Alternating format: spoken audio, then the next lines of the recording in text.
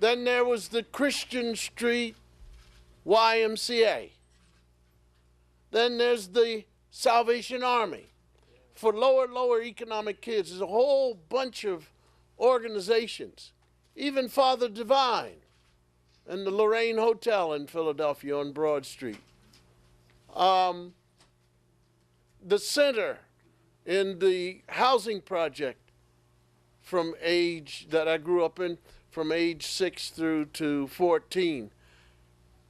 The Police Athletic League, which gave not a father, but gave us things that were real. I heard about baseball. I saw pictures of ball players, but I never had a real uniform. I never had a real bat until the Police Athletic League, and they took us out to Fairmount Park, and we had this Irishman. His name is Barney. Knew nothing about baseball. Let me pitch 6 games in a row. And the 6th game, I threw the ball over the backstop. And he said, "What's the matter with you?" I said, "I can't lift my arm." He said, "Okay, then be a catcher."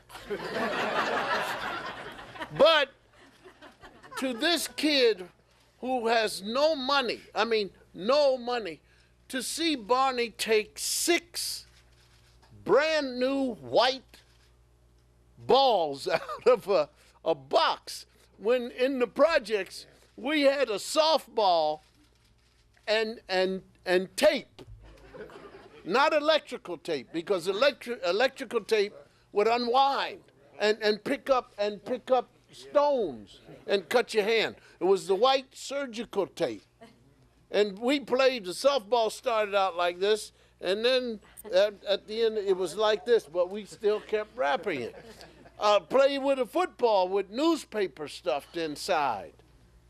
So it became, these people brought us into the world of real, not only athletically, but books.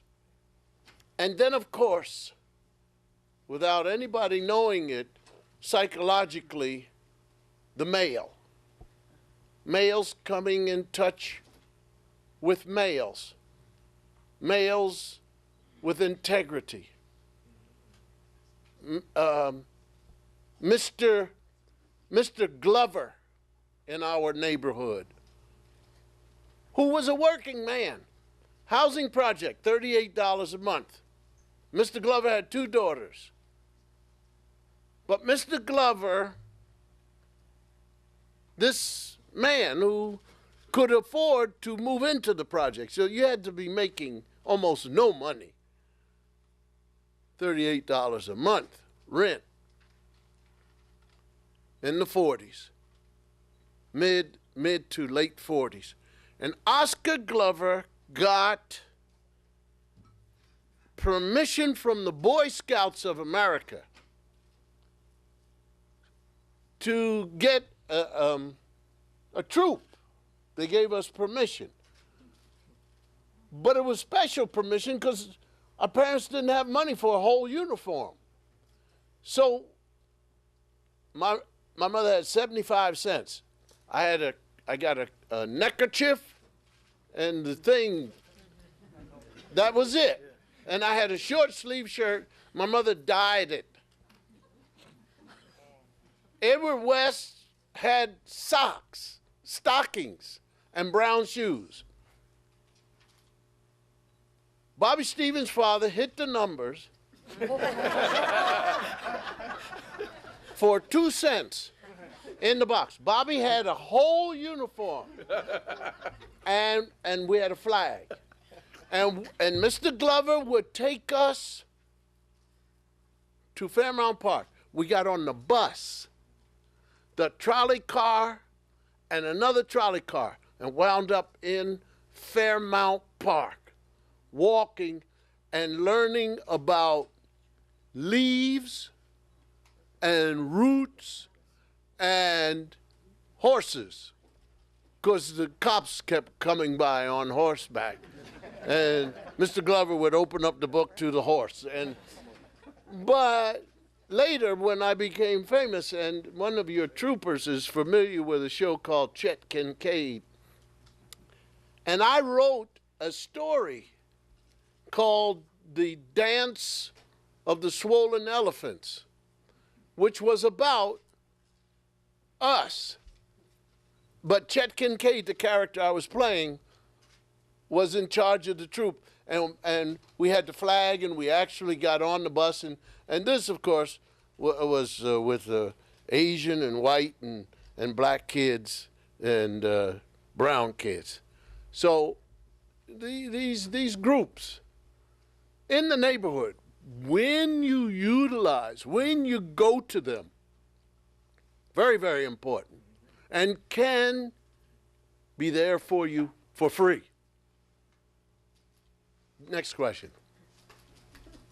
Doctor, can I ask you, you've always been associated in some way with parenting, with fatherhood, but it seems like over the last decade, last several years, the issue of fatherlessness has taken on a greater urgency. For you? Is that the case? No, for the media. for the media, because our incoming president spoke on it, and then Jesse Jackson spoke on it. A lot of people were speaking on it and having differences. I speak on the whole picture of the people in trouble. It is my belief depression causes inertia. That's a fight that these legislators have to deal with, but on all levels. Well, do you want to vote? I don't think so. Inertia, apathy. But when you're lower economic and you feel powerless, and whatever the other reasons happen to be, the question is, how do you stimulate the people to move? Now, as you will hear, once I get into the chambers, you will hear one of the causes of depression